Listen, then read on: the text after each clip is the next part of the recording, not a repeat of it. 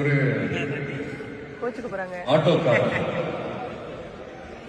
ஒரு கர்ப்பிணி பெண்ணை ஆட்டோல ஏற்றிக்கிட்டு ஹாஸ்பிட்டலுக்கு போறான். பெரிய மழை பெஞ்சுக்கிட்டு இருக்கு.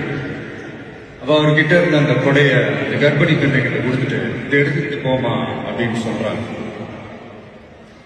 அப்ப அந்த பொண்ணு சொல்றாங்க, ஆனா இது எப்படி நான் உங்ககிட்ட நான் திருப்பி கொடுக்கறது?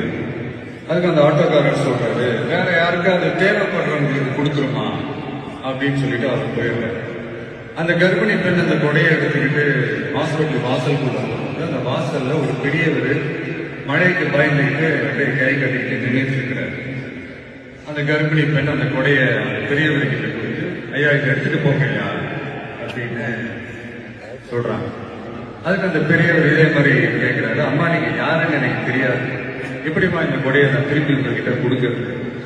அதுக்கு அந்த பொண்ணு சிரிச்சுக்கிட்டே சொல்றாங்க, வேற யாருக்காவது தேவைப்படுறவங்களுக்கு கொடுத்துருங்க ஐயா அப்படின்னு சொல்லிட்டு போயிருந்தாங்க.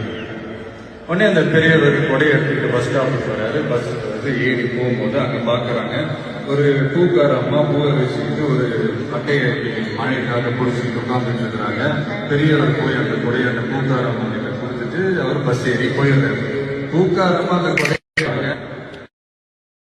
அவங்க கிட்ட கொடையை கொடுத்துட்டு மழையில நனையாதமா இதை எடுத்துக்கிட்டு போங்க அப்படின்னு சொல்றாங்க. அந்த பொண்ணு தேங்க்ஸ் அப்படின்ற வாசல்ல நின்றுட்டு இருக்கிறாரு. பொண்ணு மழையில நனைஞ்சிட்டு வரணுமே அப்படின்ட்டு அந்த அப்பா வேற யாரும் இல்லை, அந்த ஆட்டோக்காரர்.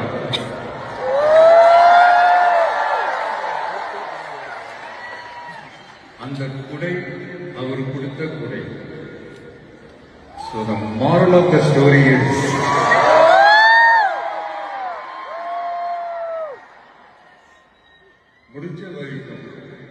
முடிஞ்ச வரைக்கும் எல்லாருக்கும் சின்ன சின்னதா நல்லது, சின்ன சின்னதா ஒரு ஹெல்ப் அது செஞ்சு இருந்து பாருங்க. லைஃப் ஒரு மாதிரி ஜாலியா இன்ட்ரெஸ்டிங்கா.